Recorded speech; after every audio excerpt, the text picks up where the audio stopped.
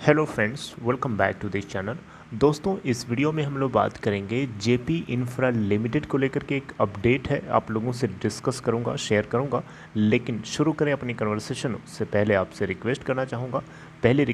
First request है कि अगर आप इस चैनल को, फाइनेंस मार्केट को फर्स्ट टाइम देख रहे हैं तो सब्सक्राइब करके बेल आइकन को हिट कर लीजिए ताकि आपको वीडियोज़ की नोटिफिकेशन मिलती रहे और आप सबसे पहले देख पाएंगे।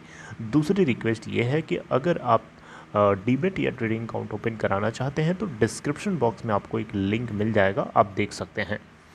दोस्तों, जेपी इंफ्रा लिमिटेड को लेकर के एक अपडेट है, आप लोगों के साथ डिस्कस करूंगा। देखिए, जेपी इंफ्रा लिमिटेड में हमें अपर सर्किट लगता दिखाई तो दे रहा था, लेकिन कल यानी 8 जुलाई को थोड़ा सा हमें इसमें रुकावट देखने को मिली। देखिए, 8 जुलाई को 2.69 की ओपन प्राइस के बाद जो कि बीएससी के ऊपर अपर प्राइस बैंड के ऊपर ओपन हुआ था, वहाँ से 2.48 का लो भी बनाया और 2.65 के ऊपर बंद हो गया।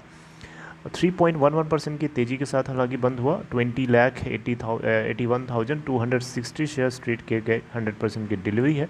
एनएससी के ऊपर देखें तो 2.70 के ऊपर बंद हुआ, जबकि ओपन हुआ था 2.80 के ऊपर। हालांकि 5 पैसे ऊपर जा सकता था लेकिन गया नहीं वहाँ से, और नीचे जाकर के 2.65 यानी लोअर सर्किट के ऊपर हिट तो किया, लेकिन बंद हुआ है 5 पैसे लोअर सर्किट से ऊपर। 375.01 करोड़ इसकी मार्केट कैप है और 71,91,757 शेयर्स ट्रेड किए गए एनएससी के प्लेटफॉर्म पे, जहां 100% की डिलीवरी दिखाई जा रही है। दोस्तों, खबर क्या है? खबर ये है कि जैसा कि आपको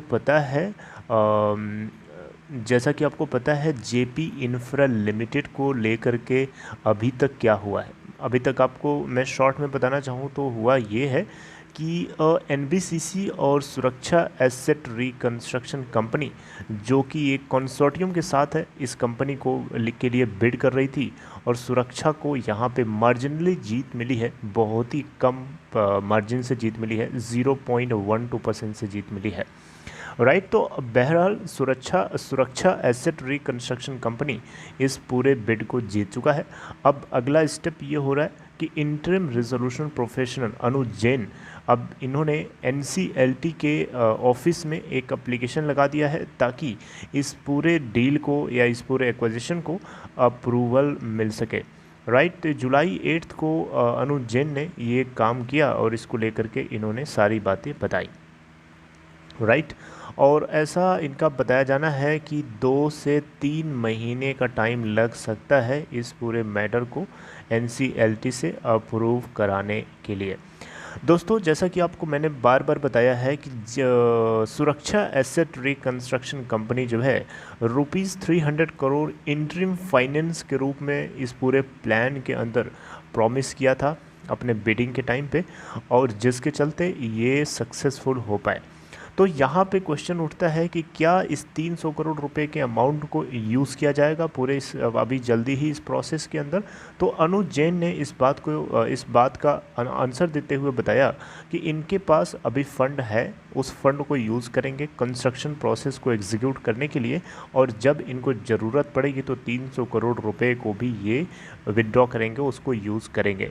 क्योंकि 300 करोड़ रुपए जो वहाँ से आएगा सुरक्षा ग्रुप की तरफ से, वो डेफिनेटली इंटरेस्ट बेयरिंग है। आपको मैंने बताया था 8.5% के आसपास का, मुझे एग्जैक्ट इंटरेस्ट परसेंटेज याद नहीं है, लेकिन ऐसा ही कुछ परसेंटेज था, 8.50% या कुछ 12% के आसपास था, आई डोंट नो, लेकिन कुछ इंटरेस्ट था और वो इंटरेस्ट बेयरिंग है, और it comes at A cost. Right, तो यहाँ पे 300 करोड़ रुपए अभी ये यूज़ नहीं करेंगे, बल्कि ये 250 करोड़ रुपए जो इनके साथ अभी पड़ा हुआ है उसको यूज़ करेंगे ताकि इस काम को एटलीस्ट शुरू किया जा सके। और 250 करोड़ रुपए को ये यूज़ करके 3,000 न्यू यूनिट्स को, नए फ्लैट्स को ये बनवाने की कोशिश करेंगे। राइट, तो ये सफिशिएंटली इनके पास फंड है अभी। और आपको पता होगा कि सुरक्षा ग्रुप ने 300 करोड़ रुपए अप फ्रंट अमाउंट के रूप में कमेटी ऑफ क्रेडिटर्स को देने के लिए इंश्योर किया था, ताकि एनसीएलटी से जब तक अप्रूवल आए तब तक काम रुकना नहीं चाहिए। मेरी बात समझ रहे हैं? यानी डिले नहीं होना चाहिए, और सुरक्षा ग्रुप पूरी तरीके से कमिटेड है कि अपने दिए हुए टाइम के अंदर पूरा का पूरा प्रोजेक्ट कंप्लीट करके एनी हाउ सबमिट करना है, उसको डिलीवर करना है। सुरक्षा ग्रुप ने 100 करोड़ रुपए एक प्रेफरेंस बैंक गारंटी के रूप में भी दिया है। ये बात भी अनुज जैन ने कंफर्म की। दोस्तों, जैसा कि आपको ये चीज़ भी मैंने बताई थी कि सुप्रीम कोर्ट के अंदर अनुज जैन ने फाइल किया था कि पूरे इस रेजोल्यूशन एप्लीकेशन को 30 दिनों का टाइम और दिया जाए, यानी जुलाई के फर्स्ट वीक तक का टाइम दिया जाए ताकि इस पूरे प्रोसेस को कंप्लीट कराया जा सके। तो इस बारे में सुप्रीम कोर्ट भी जल्दी ही सुनवाई कर सकता है, यानी सुप्रीम कोर्ट भी इस मुद्दे के ऊपर जल्दी ही अपना फाइनल जजमेंट पास ऑन कर सकता है। ठीक है, तो यहाँ पे अनुज जैन ने ये बातें बताई।